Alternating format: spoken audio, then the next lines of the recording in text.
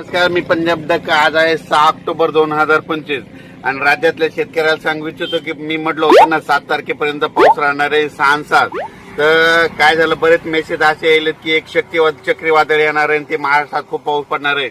मग माझे महाराष्ट्रातल्या शेतकऱ्याला एक सांगायचं आहे की कोणतं शक्ती चक्रीवादळ आपल्याकडे येणार नाही, काही नाही, काही घाबरायची चिंता नाही, काही नाही.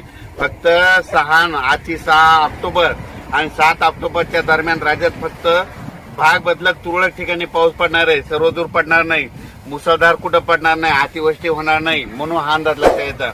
पण काय झालं, टीव्हीला बातमीमध्ये बरेच मला शेतकऱ्याचे फोन आले, एखादं चक्रीवादळ येईल का. मी म्हटलं तुम्हाला कोण म्हटलं, तर ते म्हणले बातमी चालू आहे.